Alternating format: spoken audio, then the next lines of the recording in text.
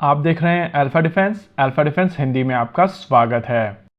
आज के इस वीडियो में हम लोग बात करने वाले हैं इन फोटोग्राफ के बारे में जिनको डीडी न्यूज तेलंगाना के एक वीडियो से एक्सट्रैक्ट किया गया है। इन फोटोग्राफ्स में आप 3 अलग अलग तरीके की मिसाइल सिस्टम्स को देख सकते हैं और ये तीनों हाइपरसोनिक कैटेगरी की मिसाइल सिस्टम्स हैं। इस वीडियो के दौरान हम लोग इन 3 में से 2 मिसाइल सिस्टम्स के बारे में डिटेल में बात करेंगे और तीसरी मिसाइल सिस्टम जिसका नाम ADAH है, इसके बारे में हम लोग एक और डिटेल्ड वीडियो करेंगे क्योंकि ये एक बहुत ही सिग्निफिकेंट डेवलपमेंट है। इन फोटोग्राफ्स में जिन 2 मिसाइल सिस्टम्स के बारे में हम लोग बात करने वाले हैं ये हाइपरसोनिक ग्लाइड व्हीकल्स हैं और कुछ समय पहले DRDO की तरफ से हाइपरसोनिक ग्लाइड व्हीकल की टेस्टिंग की गई थी। लेकिन हाइपरसोनिक ग्लाइड व्हीकल कई अलग तरीकों के होते हैं और हर तरीके का हाइपरसोनिक ग्लाइड व्हीकल एक यूनिक कैपेबिलिटी कैरी करता है।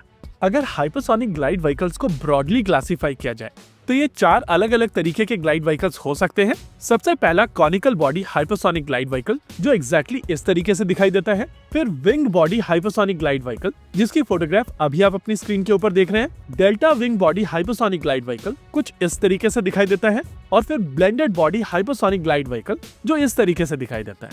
इन चारों अलग अलग तरीके के मॉडल्स के अपने खुद के एडवांटेजेस हैं और कुछ डिसएडवांटेजेस भी हैं।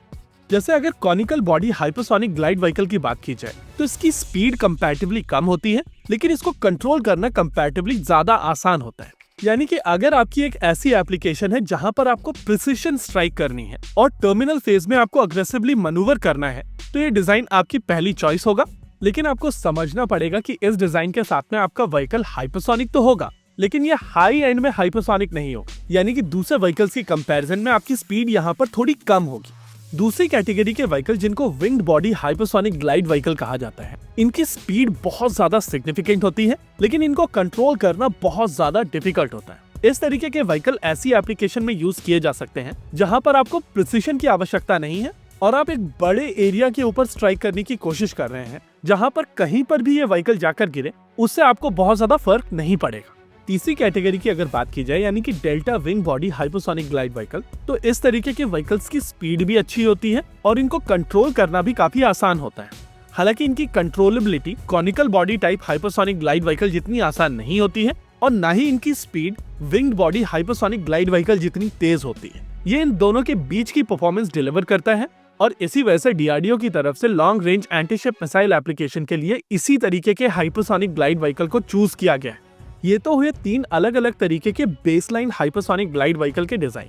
लेकिन अगर आप बात करें blended body hypersonic glide vehicle की तो इस तरीके के हाइपरसोनिक ग्लाइड व्हीकल में आप ज्यादा स्पीड और बेहतर कंट्रोलेबिलिटी दोनों अचीव कर सकते हैं। लेकिन जैसा कि मैंने पहले कहा है कि हर एक चीज के अपने पॉजिटिव और अपने नेगेटिव होते हैं, उसी हिसाब से इसके नेगेटिव भी है। इस तरीके के व्हीकल को बनाना थोड़ा कॉम्प्लिकेटेड है, यानी कि इसकी डिजाइन थोड़ी कॉम्प्लेक्स है। इसके अलावा इसमें यूज होने वाले मटेरियल ज्यादा कॉस्टली होते हैं और इसी वजह से ओवरऑल इस ग्लाइड व्हीकल की कॉस्ट ज्यादा होती है।